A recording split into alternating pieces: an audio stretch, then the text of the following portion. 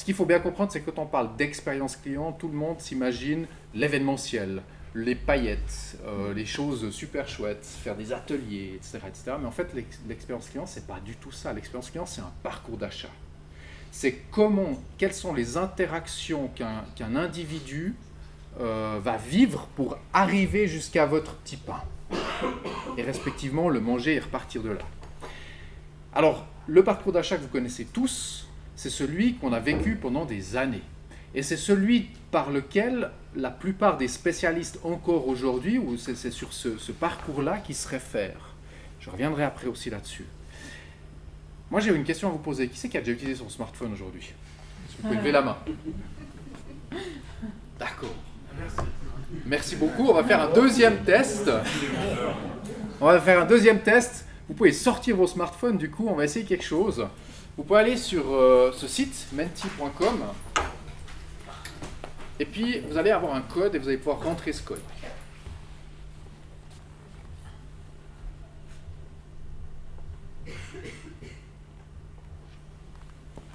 Pardon.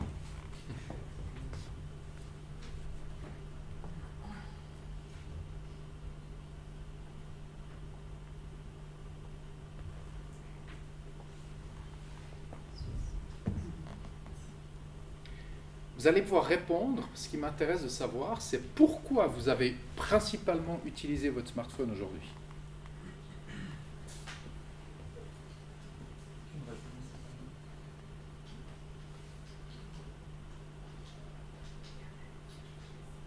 On peut mettre deux, non C'est pas réussi. Alors je pense que vous pouvez en mettre qu'une, parce que c'est vraiment le truc pourquoi vous avez principalement utilisé. Si vous réfléchissez à ce que vous avez fait avec votre smartphone aujourd'hui, quelle était son utilisation principale?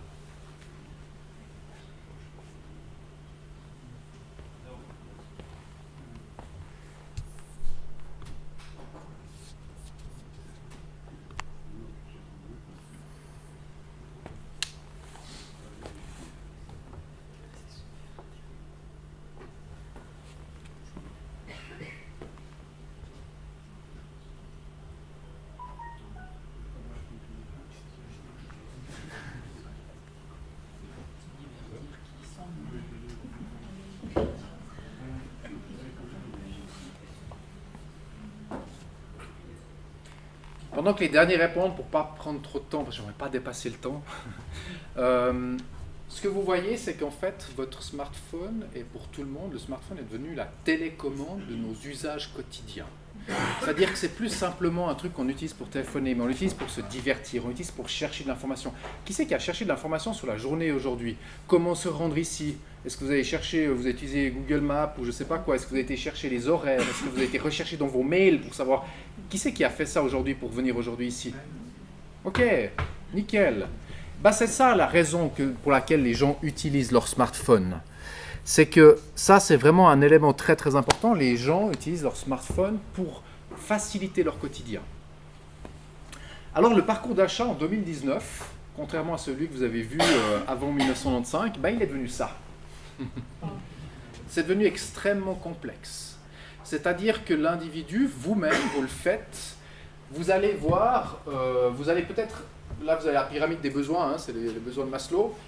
Vous allez recevoir peut-être une fois un email, vous allez voir quelque chose sur Facebook ou sur un réseau social, vous allez peut-être recevoir un prospectus à la maison, puis après vous allez peut-être aller chercher sur Internet pour avoir plus d'informations, peut-être vous allez voir des avis clients, et après vous allez revenir dans le physique, vous allez dans le magasin, vous allez chez un individu, discuter avec lui, et en fait tous ces éléments numériques et physiques sont intimement liés, ils ne sont pas séparés, ça fait partie d'un parcours qui se fait étape par étape. Et quand vous dissociez ces éléments-là, eh ben vous créez des cul-de-sac. Le parcours s'arrête. Aïe, j'ai marché sur le câble. On va repousser. C'est beau, hein? C'est ça, c'était pour simuler l'arrêt du parcours.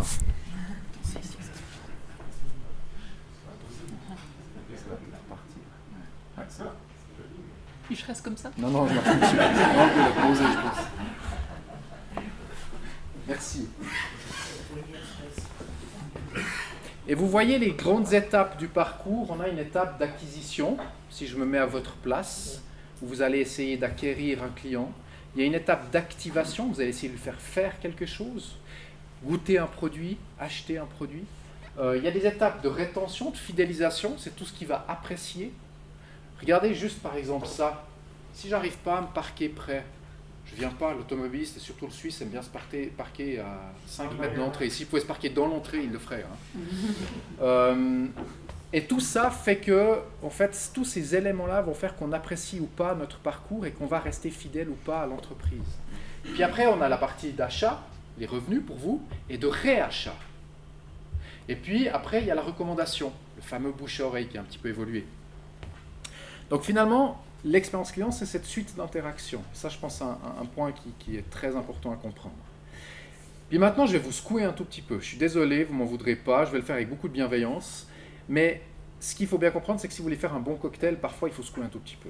Et puis souvent, on dit que des choses qui vont bien, on vous répète que ce que vous connaissez déjà, on va essayer de voir un petit peu les choses différemment. Donc maintenant, vous avez vu comment faire des bonnes photos et des bons films. C'est cool, c'est une bonne chose. Ouais, mais faut-il encore qu'elles soient vues? Puis faut-il encore qu'elles soient vues par les bonnes personnes? Puis ça, je pense, c'est un point très important.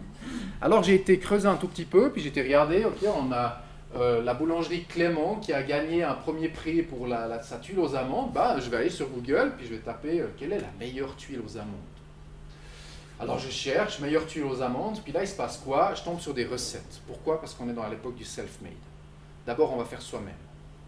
Donc c'est pas assez précis. Je vais un peu plus précis, et puis je vais chercher quelles sont les meilleures tuiles aux amandes dans le canton de Vaud. Par exemple, si je habite sur le canton de Vaud. Puis là je vois quoi?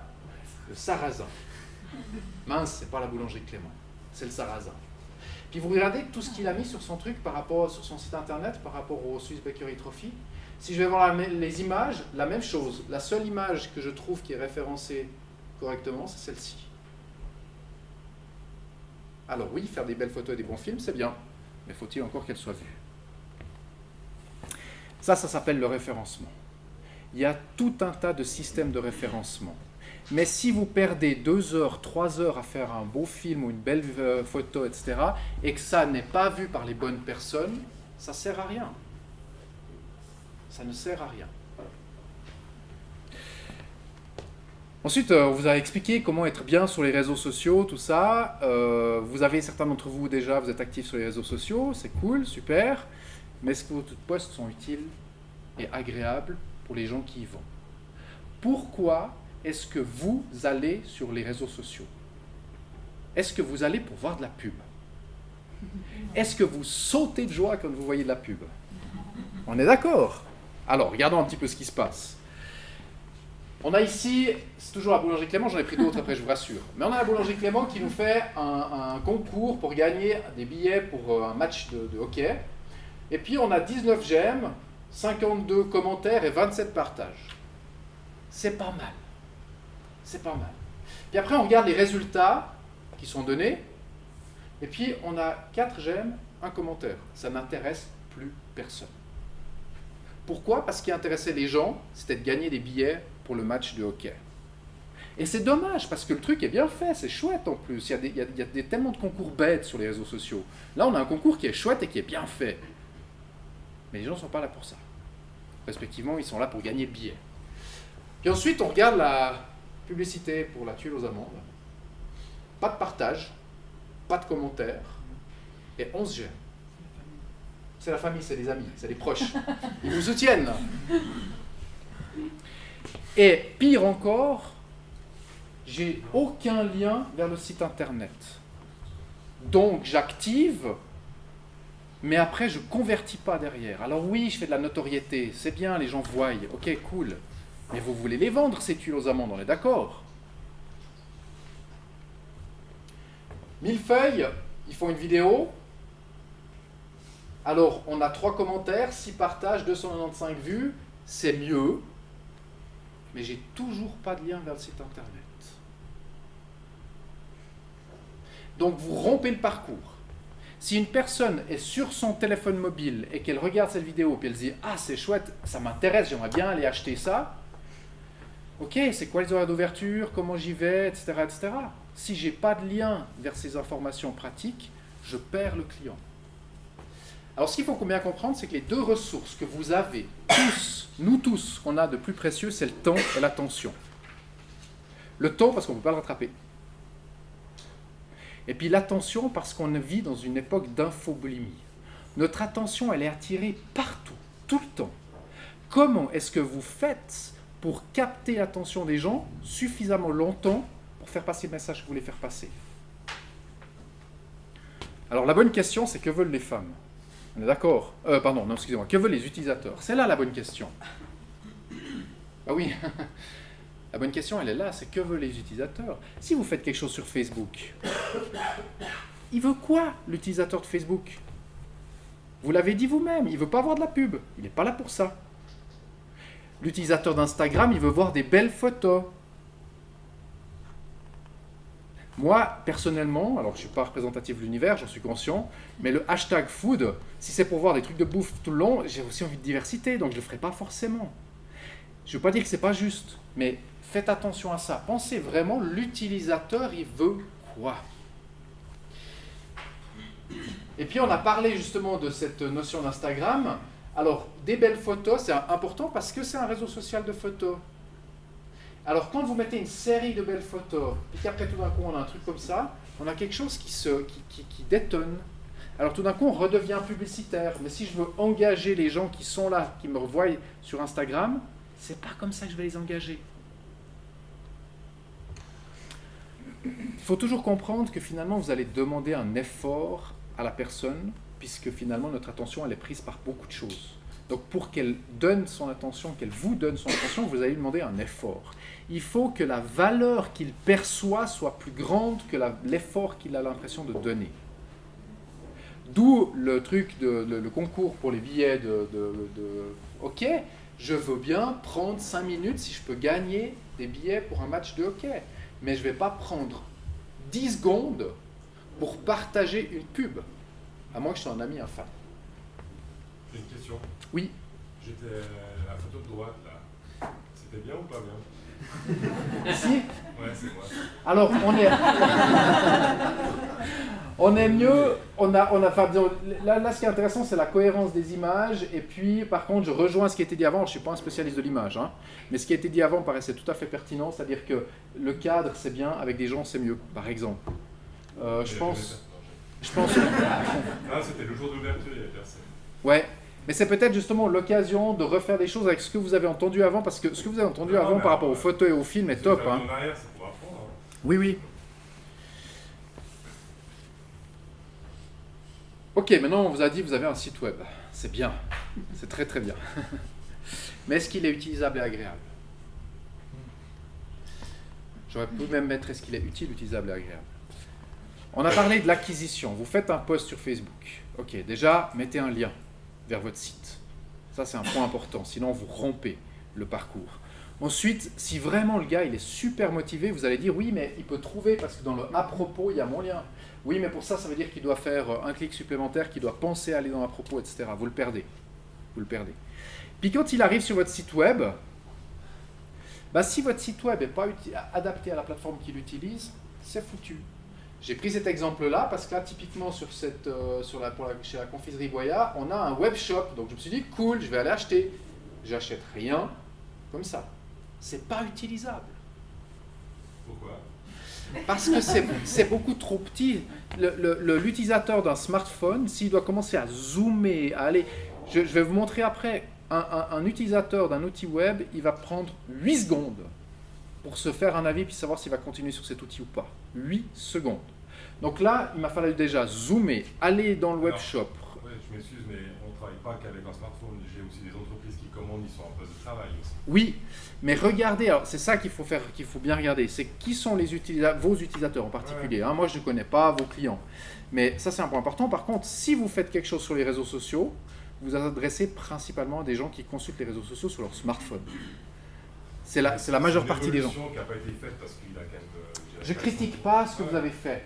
J'essaie juste de vous faire prendre conscience que à chaque obstacle dans le parcours de l'utilisateur, vous avez des chances de le perdre. C'est ça qui fait la différence entre l'ère industrielle et l'ère numérique. J'y reviendrai après. Oui. on peut demander au web designer que quand c'est un iPhone qui se connecte, ça s'affiche différemment. Oui, vous avez des sites responsives, Donc c'est ça des veut dire qu'en techniques. fonction de ce que tu te connectes, ça se met plus clair, lisible. Je suis d'accord, mais ça, c'est une adaptation que je dois faire. Oui, oui, c'est pour ça que je critique pas. Je dis pas que je dis juste pensez à ça. Ça vous sert à rien, je vais vous montrer après, ça vous sert à rien de dépenser 1 franc en acquisition pour faire venir vos gens sur le site si votre site ne convertit pas. C'est une hémorragie. Il y a je ne sais pas combien de vendeurs de pubs sur le web qui vous vendent. Google est bien, hein, il vous offre 100 balles si vous mettez pour 150 balles de pub, etc. Mais si votre site derrière il ne convertit pas, s'il n'est pas utilisable, ça ne sert à rien. Vous gaspillez votre argent. Si vous passez 2 heures à faire des bonnes photos et à monter un film, etc., si vous ne convertissez pas derrière, ça ne sert à rien. J'exagère un peu, excusez-moi, je suis un peu radical. Vous allez quand même faire de la notoriété. Mais au final, vous, la notoriété, ça vous fait une belle jambe, vous voulez vendre vos tuiles aux amandes, on est d'accord. Et vous n'êtes pas les seuls. Hein. Quand je vais regarder, j'ai été regarder un peu les sites des participants, de ceux qui sont là aujourd'hui, il y en a peu qui sont vraiment utilisables. Et j'ai utilisé le smartphone parce que c'est aujourd'hui celui qui est le plus utilisé. Le smartphone est plus utilisé que l'ordinateur pour aller consulter les sites. Et en plus, même sur les sites, ils ne sont pas très fonctionnels. Il faut penser à ça. Je vous ai parlé de l'attention. Notre attention est sollicitée en permanence par un tas de choses. Ce qui fait que l'individu va prendre très peu de temps pour se décider. Si votre site n'est pas directement utile, utilisable et agréable, il switch, il part. C'est pas que le site internet. Hein. Vous faites un flyer qui arrive chez les gens, vous faites une petite brochure, vous faites quelque chose, c'est exactement la même chose. Ok, on a vu l'acquisition, on a vu l'activation, puis après il y a l'utilisation. Qu'est-ce qui fait que les gens vont vous rester fidèles? Ben, il y a l'accueil. Alors là j'ai pris les photos parce que je suis pas venu analyser chacune de vos boutiques, mais l'accueil est un point important, l'être humain, le lieu, où est-ce que j'arrive, est-ce que l'accessibilité est facile, est-ce que les gens sont sympathiques, le cadre, comment ça se passe à l'intérieur, est-ce que le confort est bon, est-ce que les lumières sont agréables, est-ce que le décor est agréable. Et après, effectivement, il y a le produit. Le produit est important, il faut que le produit soit bon. D'accord. Je vous donne un exemple. On travaille pour un vigneron qui avait un problème. Son problème, c'était que les gens venaient faire des dégustations. Ils achetaient leur carton de 6 ou 12 bouteilles, ils repartaient chez eux, ils dégustaient leurs 6 ou 12 bouteilles en l'espace de quelques mois, puis après, ils ne retournaient pas chez lui. Pourquoi? Parce que c'était trop compliqué. Je dois prendre la voiture, je dois aller chez lui, chercher du vin, je dois me rappeler qui était le vigneron, etc., etc. Donc du coup, on fait quoi? On va à la COP. Après, hein, on va déguster des trucs chez un artisan, c'est super bon, c'est génial, on n'y retourne pas, c'est trop compliqué. Donc on va à la COP. Alors du coup, comment est-ce qu'on facilite le réachat? Donc on s'est dit, on va faire des étiquettes qu'il va pouvoir mettre avec ses vins lors des dégustations, avec quelque chose qui permet de faciliter la recommande directement en ligne, et puis qu'il puisse se faire livrer. On a plus de chances de revendre. Vous avez gagné une médaille? Cool, nickel. Mais votre client, il veut plus qu'un bon produit. C'est très bien, mettez en avant cette médaille, ça a de la valeur, je ne dis pas le contraire. Mais regardez ce qui se passe quand on va voir les avis clients. Alors je tiens à préciser une chose, je suis là pour vous secouer. Les notes, elles sont bonnes, hein. Je ne dis pas que c'est mauvais. Moi, ce qui m'a intéressé, c'était d'aller voir les avis les plus négatifs pour voir qu'est-ce que les gens avaient comme réclamation. Et leurs réclamations ne sont pas liées au produit. Rarement, ça arrive, mais rarement. Une qualité de pain incroyable, par contre, le Tea Room ne m'a jamais offert un café après 1 mois de fréquentation. Service, fidélisation. Je ne dis pas qu'il faut le faire tout le temps, mais regardez juste ce que les gens disent. Observez les réclamations. Les nouveaux membres du personnel semblent ne pas comprendre l'anglais et ne connaissent pas non plus le service à la clientèle, approche trop arrogante. Rien à voir avec le produit. Je n'y vais presque plus car ce n'est ni accueillant, jamais souriant, c'est dommage car leurs produits sont délicieux.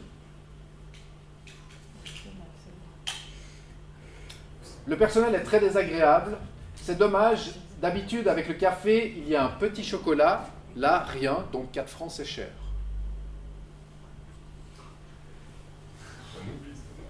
Pardon? C'est peut-être un oubli, mais Les gens ne vous pardonnent rien. Ce qu'il faut bien comprendre aussi, c'est qu'avec l'ère numérique, avec la facilitation du parcours, etc., on est devenus tous, vous également, plus exigeants, plus impatients. Vous voulez tout de suite, pas cher. Mais quand vous êtes dans votre entreprise, vous dites, ils sont chiants ces clients, ils veulent tout de suite, pas cher. On est d'accord? C'est un changement de société. Le travail des autres est toujours trop cher, qui tient les jamais assez payés. Ça, c'est clair. Ça, c'est clair. J'ai fait des commentaires aussi de ce genre, du genre TripAdvisor ou comme ça, où c'est qu'il y a un client qui peut avoir une dent contre une personne et puis qui fait des commentaires négatifs juste pour être méchant. Oui. C'est bête et méchant, méchanceté gratuite. Oui, ça peut arriver, mais je ne pense pas que c'est la majorité. Et je reviens là-dessus, hein. Les exemples que je donne, les notes générales sont bonnes, mais allez regarder les commentaires les plus négatifs, allez voir ce que les gens n'aiment pas chez vous. Moi, ce qui m'intéresse là-dedans, c'est pas de prendre le commentaire en particulier, ce qui m'intéresse, c'est de vous montrer une chose, c'est que les gens ne réclament pas sur la qualité du produit. Ils réclament sur l'expérience qu'ils vivent. Et là, j'ai pris un exemple que j'ai trouvé bien, parce que là, on a une réclamation, ambiance froide, mais du bon pain. Et là, j'ai une réponse du propriétaire. Merci pour votre feedback, on va se donner de la peine pour améliorer l'ambiance, promis.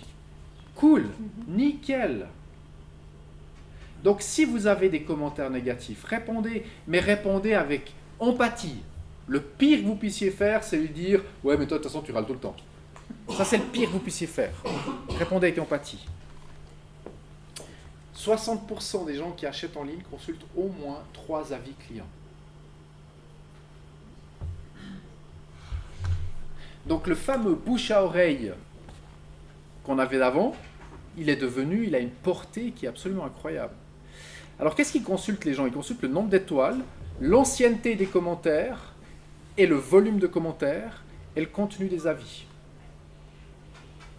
Donc c'est des choses, vous devez absolument obtenir des avis. C'est hyper important et ça va être encore plus important dans les années à venir avec la recherche vocale. Déjà aujourd'hui, si on prend son smartphone et puis qu'on demande à Siri ou à Google ou je ne sais pas qui de nous dire quelles sont les meilleures boulangeries, il va nous sortir les boulangeries qui ont le plus d'avis, qui ont les meilleurs avis. Et la recherche vocale, dans 5-10 ans, il n'y a quasiment plus que ça. Donc vous devez obtenir des avis. Parce qu'on est passé de là, hein, ça existe depuis toujours. L'homme des cavernes qui avait découvert que quand on cuisait un mammouth, c'était bon, il allait le dire à ses copains, tout le monde allait chasser le mammouth, c'était cool. Ça va changer. Sauf qu'aujourd'hui, on touche plus de monde, c'est plus difficilement perceptible, etc. Mais ce bouche à oreille numérique, vous devez y travailler. Très important. Je reviens au résumé. Vos clients, ils veulent vivre de meilleures expériences. Ils désirent trouver des informations, je vous laisse le reste.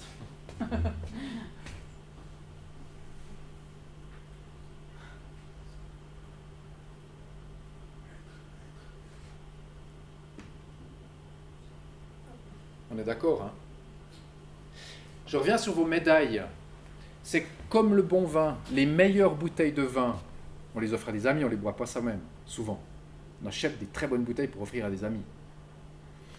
Peut-être que vos médailles d'or sont aussi des choses qu'on offre. Là, c'est la question de fierté. Comment est-ce que vous pouvez renforcer cette fierté? C'est ça, c'est les questions que vous devez vous poser. C'est comment est-ce que je peux rendre mon client meilleur, plus fier? Comment est-ce que je peux lui simplifier l'accès à mes produits, à mes services? Il y a quand même un phénomène qui est récurrent, c'est que chez l'artisan, le client se permet tout et n'importe quoi, et pour bien pire, dans les grandes surfaces, il passe tout parce qu'on envoie péter, et il retournera quand même. Oui et non, c'est-à-dire, je suis d'accord avec vous en partie, mais pas complètement. C'est un débat, on peut y aller longtemps. Hein. Les artisans et les petites entreprises mettent en avant, c'est ce que j'appelle moi un argument bateau, la proximité. On est proche des clients. Donc j'attends de quelqu'un qui est proche de moi qui me comprenne. La proximité géographique n'a plus aucun intérêt. Plus aucun. Ce qui change, c'est la capacité à être proche du client du point de vue de le comprendre. Et ça, c'est là que vous devez faire la différence. C'est-à-dire que j'ai fait une fois une conférence à des libraires et puis je leur parlais d'Amazon. Je tiens pas compte de l'aspect sociétal d'Amazon. Hein. Ils font plein de conneries, ils sont mauvais au niveau environnement, au niveau humain, etc., etc. Par contre, Au niveau de l'expérience client, ils sont devenus terriblement forts. Et c'est ce qui fait qu'ils en sont là où ils en sont.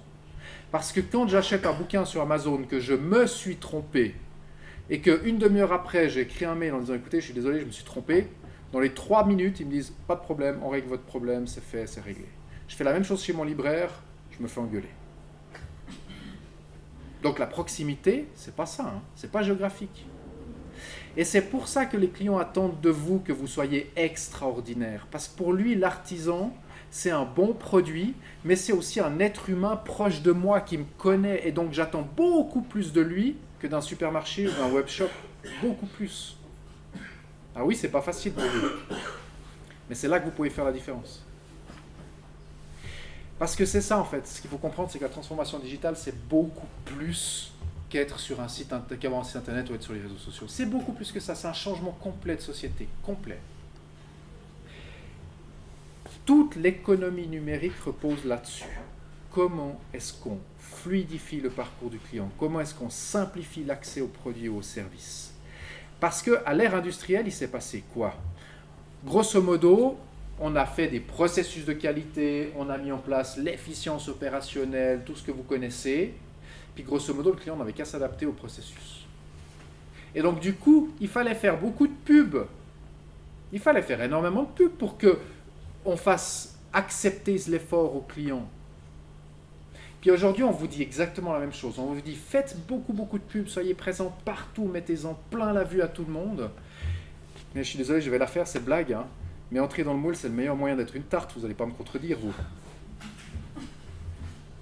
On est dans une époque d'infoboulimie. Et plus, enfin respectivement, parce que ça marche moins, on fait quoi? On en rajoute, on en rajoute, on en rajoute. Et on amplifie le problème. Soyez plus intelligents que ça. Je ne dis pas qu'il ne faut pas faire de la pub, je ne dis pas qu'il ne faut pas être sur les réseaux sociaux. Mais pourquoi y être une fois par semaine? Peut-être vous pouvez être une fois par mois, mais y être bien. Et peut-être que vous pouvez travailler sur les autres éléments de l'expérience client, pas que sur la pub, pour être meilleur que les autres. En fait, ce qu'on a appris, et ce qu'ont appris la plupart des gens, en fait, l'enseignement, je m'excuse pour les gens qui enseignent, l'enseignement, c'est la transmission des connaissances du passé. La plupart de ce qu'on enseigne aujourd'hui, encore dans les écoles, date de l'ère industrielle. On doit changer, hein. On doit installer une version bêta 2019, comme sur votre smartphone. Le seul truc, pourquoi je mets bêta, c'est qu'on essaye, on n'en sait rien, il y a des choses qu'on doit tester. Puis ça, c'est un autre problème de l'Europe, c'est qu'on n'aime pas tester, parce qu'il ne faut pas faire d'erreur, quoi. Mais tester, essayez des autres choses. Et ça, c'est ce qui fait que des Amazon, c'est ce qui fait que des Google, c'est ce qui fait que toutes ces entreprises-là ont eu le succès qu'elles ont eu en si peu de temps. Hein. Il y a 30 ans en arrière, il fallait 20 à 30 ans pour qu'une entreprise soit milliardaire. Aujourd'hui, en moins de 2 ans, il y en a qui arrivent à le faire. Pourquoi? Parce qu'ils solutionnent des problèmes, ils facilitent l'accès à des produits ou des services. Point final. Vous avez déjà vu beaucoup de pubs pour Uber, Amazon, etc. Non. Il y a aussi la problématique. Du coup, ils ont une fulgurance parce qu'ils sont 30, 40, 50% moins chers que n'importe quel commerce dans n'importe quel endroit du monde. Et au détriment, vous l'avez dit avant, au détriment de l'humain, du social, de l'écologie, oui, et de tout. Donc ces gens, ils sont hyper faciles d'accès, ils fluidifient, comme vous le dites, tout, oui, mais au détriment de toutes les règles, et ils sont devenus tellement puissants que même les gouvernements n'osent même plus leur faire ne serait-ce que payer des impôts. Oui. Comment voulez-vous être concurrentiel face à des entreprises qui ne payent pas d'impôts et qui peuvent utiliser l'argent qu'ils ne payent pas en impôts pour investir dans l'informatique, alors que nous, le 55% de nos charges, c'est les salaires. Il y a déjà un déséquilibre qu'on ne pourra jamais rattraper. Oui, alors avec le peu que vous avez, faites-le bien. C'est là que je veux en venir. Moi, là, je ne mets pas de jugement de valeur sur ces entreprises-là, je suis en principe d'accord avec vous. Il y en a d'autres qui ont fait différemment, mais voilà. Par contre, il y a une chose, moi, qui me fait mal au cœur, parce que nous aussi, on a une entreprise proximité, puis on a envie de travailler avec des entreprises proximité. Le problème, c'est que on travaille beaucoup avec des villes, hein, dans la fluidification de l'expérience des gens dans les villes, etc. aussi. Pourquoi? Parce que les commerces ferment. Et quand les commerces ferment, on dit quoi? C'est de la faute d'Internet. Mais on a rendu l'accessibilité à la ville extrêmement désagréable, il ne faut pas déconner. Alors là, attention, parce que les commerçants vont me dire, oui, alors moi je veux 25 places de parc devant chez moi. Non, c'est pas juste, non plus. Parce que le client qui va dans une ruelle, dans une vieille ville, et qui ne va pas au supermarché ou acheter sur Internet, c'est pour passer un bon moment. Si je suis dans une rue bourrée de bagnoles, moche à souhait, j'ai pas envie, alors autant aller dans le supermarché. Donc il y a des compromis. Ce que vous avez fait il y a 20 ans n'est plus juste aujourd'hui. Donc que les villes disent on va mettre moins de voitures en ville, ok, mais accompagnez ce changement. Quand on fait des park and ride qui m'imposent de prendre le bus, etc. pour aller dans une ville, mais que le park and ride me coûte 35 balles la journée, faut pas déconner. Pourquoi on ne fait pas des caddies dans des parkings comme au supermarché pour aller dans les petits commerces, mais des caddies adaptés à la ville? Mais du coup, je pourrais transporter mes affaires plus facilement, aller à ma voiture plus facilement. C'est ça l'état d'esprit que j'aimerais vous transmettre. C'est-à-dire qu'aujourd'hui, la révolution numérique, c'est la fluidification du parcours client. Donc, les commerçants et les petits commerçants,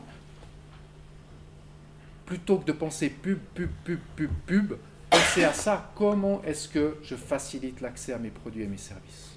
Comment est-ce que je le rends plus agréable? Donc il faut se poser les bonnes questions. Puis vous allez voir à quel point les bonnes questions, les intuitions qu'on a peuvent être fausses. On a posé une question à des gens dans le domaine du tourisme, à des utilisateurs du tourisme, que vous êtes tous, puis on leur a posé parmi ces 3 éléments-là, lesquels choisiriez-vous pour vous inspirer et pour chercher des idées? Alors regardez le premier, le deuxième, et le troisième. Alors vous, qui c'est qui choisirait le A pour choisir sa destination de vacances? Qui c'est qui choisirait le B? Qui c'est qui choisirait le C? D'accord, donc il n'y a pas tout le monde qui a participé, mais c'était un peu vite, pardon. Alors, ok, vous avez envie d'aller en vacances, je ne sais pas moi, en Italie. Puis vous cherchez la bonne destination. Quel est le type de site que vous allez utiliser pour chercher de l'inspiration? Ou bien vous voulez faire une activité avec vos enfants ce week-end à Lausanne ou à Genève. Sur quel type de site vous aimeriez aller pour trouver de l'inspiration? Qu'est-ce que je pourrais faire ce week-end? Est-ce que vous avez envie d'aller sur un site qui vous dit dites-nous ce que vous aimez et nous vous suggérerons des activités? Il vous pose 5 questions, à peu près, il vous balance les activités qui correspondent à ce que vous aimez. Est-ce que vous allez sur un site avec des éléments très détaillés, vous avez les avis clients, le prix, une petite description, etc., puis des filtres? Ou bien est-ce que vous allez sur un site de ce type-là où vous avez une belle image inspirante, laissez-nous vous faire quelques suggestions, puis vous avez des activités à faire dans le coin avec aussi possibilité de choisir par catégorie. D'accord. Alors, le 90% des sites touristiques sont faits sur les modèles A et C. Et regardez ce que disent les clients. Eux, ce qu'ils veulent, c'est ça. C'est-à-dire, je reviens en arrière, c'est plus grand, ils veulent ça. Non, ce qu'ils veulent, c'est voir tout de suite les avis clients, une petite description, le prix et la durée de la... Pardon? Non, je disais oui, moi j'aimerais voir tout de suite tout. Oui. S'il y a pour les enfants, quelque chose pour les enfants, le prix... Oui, des informations pratiques. Donc, faites très attention aux intuitions, parce que les intuitions sont rarement justes. Puis là, on est à 400 personnes qui ont répondu, en anglais, on en a 90 qui ont répondu, et puis en allemand, on en a 88. Là, il y a une légère inversion. Les germanophones, visiblement, préfèrent celui-là, mais la différence est tellement faible qu'on ne peut pas considérer que c'est vraiment différent. Oui, mais il faut faire attention, parce que moi j'aurais dit C. Oui. Si je regarde comment je fais en réalité, oui. ok, comme c'est B. Oui. Mais vous voyez ce qui est hyper intéressant, et c'est que finalement le site web, je m'excuse, je contredis ce que vous avez dit, mais c'est pas voilà, mais le site web n'est plus une vitrine. Ce n'est pas une vitrine. Le site internet, c'est un outil qui doit faciliter le parcours. Vous voyez, les gens veulent des informations pratiques. Si je vais sur votre site internet avec mon mobile, je veux savoir comment je me rends chez vous, quels sont les horaires d'ouverture, puis éventuellement voir une ou deux propositions de produits. Et ça, on le voit partout. quand on analyse des statistiques sur Google, ce qu'on voit, c'est que les gens utilisent des pages d'information pratiques. Ça, c'est la station de Villars-Grillon. Les gens vont voir quoi? Les webcams. Ils vont voir quoi? La météo, les tarifs. C'est logique, on se comporte tous comme ça. Donc les beaux sites vitrines, ça ne suffit pas.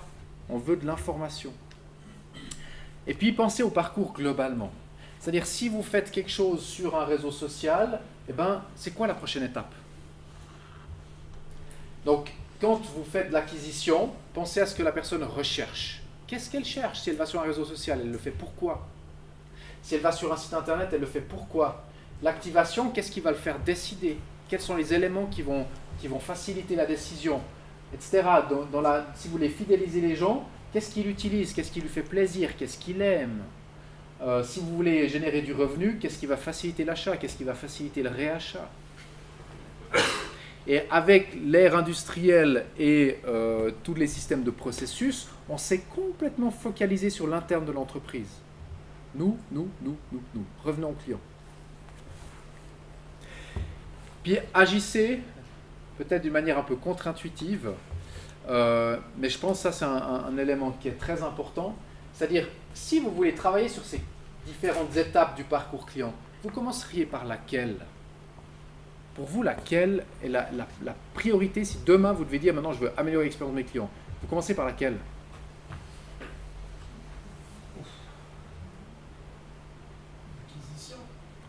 L'acquisition. Parce qu'on vous dit depuis tout le temps qu'il faut faire de la pub. Non, commencez par l'utilisation, la rétention. Pourquoi? Parce que si vos clients aiment venir chez vous, c'est-à-dire si vous avez un problème de place de parc, réglez ce problème de place de parc. Si vous avez un problème de personnel qui est malhonnête avec les gens, réglez ce problème-là. Parce que si les gens aiment venir chez vous, ils reviendront. Par contre, si vous faites de l'acquisition tout de suite, et puis que derrière, ils n'aiment pas venir chez vous, c'est une hémorragie. Vous dépensez de l'argent pour faire venir des gens, et puis vous les perdez. Donc commencez à travailler sur la fidélisation. C'est pour ça, allez voir les commentaires des gens, qu'est-ce qu'ils aiment, qu'est-ce qu'ils n'aiment pas, pourquoi ils n'aiment pas ces choses-là. Et puis ensuite, vous travaillez sur ce qui va faire décider la personne, quels sont les éléments décisifs pour elle. Puis seulement après, vous allez travailler sur la publicité, sur l'acquisition, etc. Puis ça, c'est un cycle continu. C'est une amélioration itérative.